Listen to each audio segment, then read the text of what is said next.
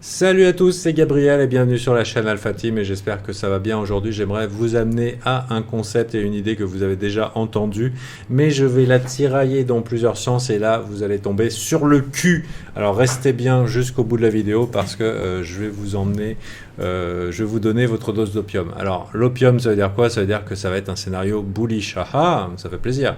Maintenant, ne prenez pas ça en compte court terme sur votre trading. Si vous avez vu la météo du Bitcoin, la dernière que je vous ai postée depuis mon retour, j'envisage un pinpoint, un passage par un gros sell-off post-FOMO, c'est-à-dire on a eu une FOMO générale ici dans les cryptos. Les cryptos sont jolis, il y en a encore plein qui sont prêtes à popper vertical si le contexte est propice.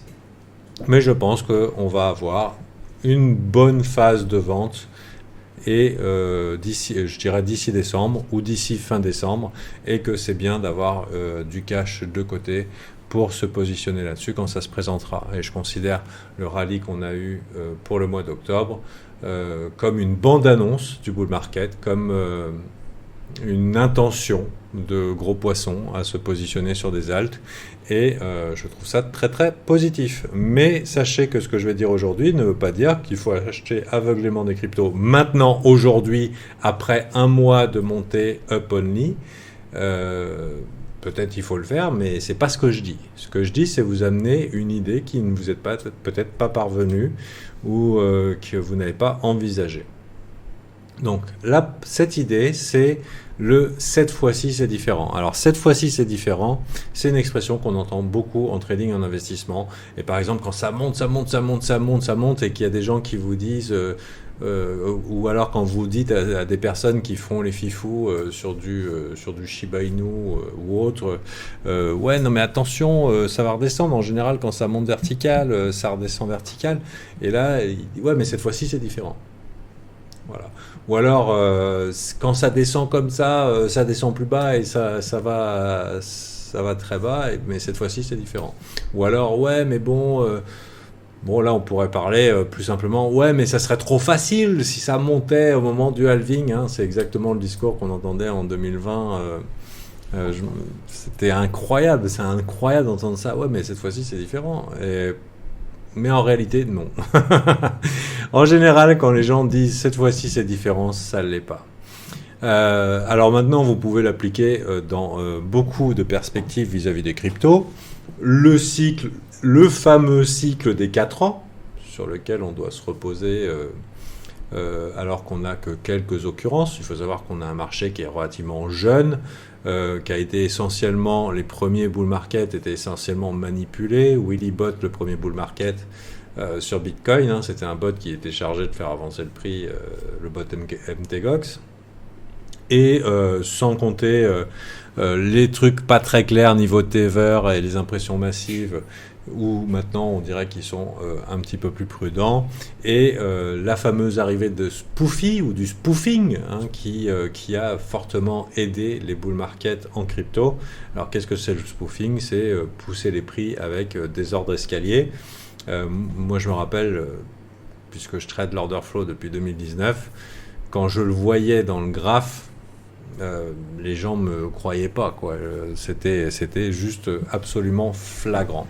Et ce qui était marrant, c'était qu'en 2017, quand il y avait des articles, ouais, alors soi-disant spoofy, hihihi, et en fait, les gens riaient de ceux qui disaient qu'il y avait du spoofing sur le marché, alors que maintenant, si tu regardes un peu ce qui se passe dans le DOM, tout simplement, avec les ordres de vente qui rentrent et qui sortent, tu vois très bien que globalement c'est des batailles d'algo où ils se font peur à base de volume, et c'est qui pousse lequel dans la direction qui l'arrange. Donc en tant que marché non régulé, c'est quelque chose qui est très présent dans les cryptos. Stratégie numéro uno de 3 Arrow Capital, et d'ailleurs qui s'est bien fait défoncer. Enfin bon, je ne vais pas parler de toutes les manipulations qu'il y a eu dans le marché des cryptos, mais tout ça c'est pour juste mettre un petit doute ou une petite nota bene sur le cycle 4 ans crypto, parce qu'une grosse partie des mouvements n'était pas organique, et qu'aujourd'hui les conditions sont différentes. Cette fois-ci c'est différent. Donc attention, parce que Justement, aujourd'hui, je vais vous montrer le conflit de cette fois-ci, cette fois-ci c'est différent. Celui-là, où je vous dis, peut-être que cette fois-ci, ça sera différent au niveau des cycles, mais finalement, ça ne sera pas différent de quelque chose d'autre que normalement, au moment où je vais vous le dire, vous allez tomber sur le cul. Salut, merci de regarder cette vidéo, j'espère que vous l'appréciez, mais maintenant je voudrais vous inviter à vous joindre à nous avec le pack Booster vos performances. Ce pack s'adresse à tous les traders et investisseurs, qu'ils soient débutants ou expérimentés, pour les accompagner dans le développement intégral de leur trading. Faire vos propres analyses qui dépasseront tout ce que vous pouvez voir sur YouTube, découvrir vos propres stratégies efficaces, créer et tenir votre plan de trading pro personnalisé. Créer votre mindset de vainqueur en toutes circonstances. Cliquez sur le lien dans la description ci-dessous, vous serez ravis de l'avoir fait et rejoignez-nous en tant que membre alpha et faites du reste de votre vie la meilleure possible. Vous avez jusqu'au 24 novembre pour en profiter et maintenant, la suite de votre vidéo. Quel suspense incroyable! Qu'est-ce que je voulais vous dire? Ce que je voulais vous dire, c'est que nos famosos boomers, ceux qui ont fait fortune et qui ont financé tous leurs investissements immobiliers, toute la croissance de l'Amérique, basée sur des indices qui ont monté pendant 20 ans, puisque globalement, le play facile de tous les riches de 2000 à 2020, ça a été d'investir dans les indices boursiers et de laisser le prix moyen, la progression moyenne annuelle, faire le taf de payer soit les emprunts, soit, enfin voilà, il y avait beaucoup de plays qui ont permis à des gens de se mettre très bien, simplement en pariant sur l'économie américaine. Mais par exemple, pour le Nasdaq, c'est le fruit de l'éclatement de la bulle .com. Et donc l'éclatement de la bulle .com, c'était cette période complètement folle où simplement au début de l'Internet, années 98-2000, on se retrouvait avec des startups qui étaient en train de popper comme des champignons. Et un site Internet, il avait un .com et puis ça suffisait pour avoir énormément de capitalisation. D'ailleurs, c'est là-dessus qu'a fait sa fortune MicroStrategy. Donc peut-être c'est pour ça il a senti un petit peu le truc. Donc lui il était à fond dans les noms de domaine, etc. Donc qu'importe, c'est pas pour vous dire ça. Ce que je veux vous dire, c'est que ce play, qui est un play historique et même générationnel, qui a mis les gens qui se sont positionnés post-bull.com et donc Wall Street, les investisseurs boomers, etc., qui se sont positionnés ici avec probablement le meilleur play en pariant sur Amazon, en pariant sur Google, en pariant sur Facebook, après l'éclatement de la bulle. Alors certaines de ces entreprises sont nées après l'éclatement de la bulle.com, mais je vais essayer de prendre un graphique un petit peu plus vieux sur un CFD. Bon, à défaut de trouver des graphes plus anciens, parce qu'il n'y en a tout simplement pas, je vous propose de regarder ici ensemble le graphique d'Amazon. Donc post-bull.com, notre ami Bezos, avec une super coiffure. C'est ceux qui réussissent, qui ont des coiffures comme ça. Et globalement, enfin non, il l'a eu après. Ça, les cheveux, c'était avant. Après, c'était la jolie coiffure. Donc, écrasement de la bulle.com, irrationalité sur l'enthousiasme vis-à-vis d'Internet, bulle spéculative évidente, gros crash, et on s'est retrouvé ici avec du rien du tout globalement, et un fois 200 minimum entre 0,3 et on est combien on est passé, je crois que c'est énorme, je crois que c'est de l'ordre de 6000%. De 0,3 à 145 et globalement 20 ans de bull market. Et ce que je me disais, puisque en tant qu'investisseur, on est souvent marqué par nos meilleurs plays. Et aujourd'hui, ceux qui ont fait ces plays-là, ceux qui sont positionnés post-bulle, ce sont des gens, c'est probablement leur play historique le plus majeur dans leur carrière.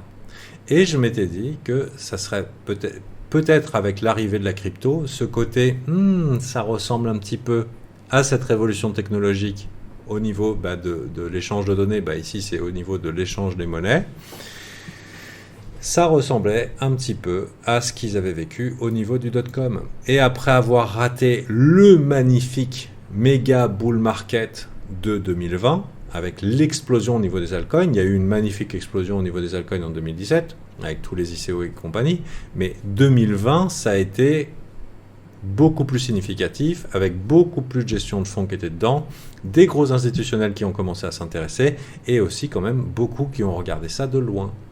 Et du coup, qui aimeraient bien pouvoir faire pareil, mais peut-être qu'ils auraient bien envie de faire pareil, et pourquoi pas la mise en place, ou en tout cas la mise en place de portfolios crypto qui leur apportent le même genre de play qu'ils ont pu faire il y a 25 ans maintenant, 23 ans, avec une position qui ne faisait que grossir, intérêt composé, ultra performant, plus.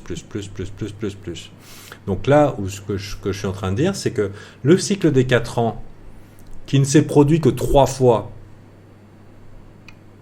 pourrait très bien, de par la mise en place et l'adoption d'une bulle spéculative complètement critiquée, critiquable et couillonne, par des institutionnels qui ont fait avec ça une richesse générationnelle. Et on voit par exemple les positions des banques, Bank of America, l'implication du CME, la multiplication des assets sur le CME, la multiplication des assets surveillés par le CME. Sachez que moi personnellement je regarde toutes les cryptos qui sont listées sur le CME, tous les cryptocurrency benchmark. Donc ils ne sont pas encore listés dessus parce que c'est nada, c'est rien du tout pour eux. Mais pourquoi, alors qu'ils ne traitent pas, ils s'y intéressent, par exemple, ce genre de choses. Donc moi, je pense que c'est intéressant d'avoir un œil là-dessus. Et ça, c'est des potentiels clients, c'est les potentiels Amazon, c'est les potentiels Facebook, postbull.com, et qui pourraient, en surprenant beaucoup, nous mener à un bull market, pourquoi pas, de 10 ans, de 20 ans, parce que cette fois-ci, c'est pas différent. J'espère que je vous ai fait un peu rêver. C'est pour ça que cette année, je ne veux pas rater mon bull market. Je veux faire ça le mieux possible. C'est pour ça que je suis prêt à prendre des risques plus longs dans la durée. Déjà pour laisser, pourquoi pas, l'année de l'expansion, cycle 4 ans, se profiler tranquillou, par exemple. Ça veut dire que si jamais ça ne dure qu'un an le bull market et que après ça retrace et tout, je suis content quand même. Je veux dire, les cryptos c'est quand même des fois 10, occasionnellement des fois 100 en phase haussière, mais par rapport à l'expérience, et on pourrait prendre à revers pas mal de gens. Les pas mal de gens, c'est tous nous, les retail inexpérimentés, qui n'ont pas profité de la bulle.com et du coup hold beaucoup plus longtemps, pourquoi pas, pour un bull market façon Nasdaq, avec la création d'index, avec la création, l'officialisation et l'institutionnalisation complète des cryptos, l'engagement des banques. Si les banques se mettent dessus, c'est pas pour perdre de l'argent, et du coup auto-pomper ses bagues, c'est une bonne stratégie pour financer ces opérations dans la durée. Donc j'espère que j'ai été clair. Si j'ai pas été clair, je vous invite à venir me dire sur Discord. Voilà un petit peu le 7 fois-ci c'est différent. Donc quand on dit 7 fois-ci c'est différent, petit rappel, c'est pas différent. Mais du coup, là, ce que je dis, c'est que le différent potentiel des 4 ans, ça peut être cette fois-ci, c'est pas différent. Et on est dans la configuration d'une bulle spéculative adoptée par des institutions bancaires qui s'en sont tellement mis plein les fouilles qu'ils auraient bien envie de rejouer le match. Merci et à la prochaine. Et si vous voulez réussir votre bull market, Alpha Team, allez, à bientôt.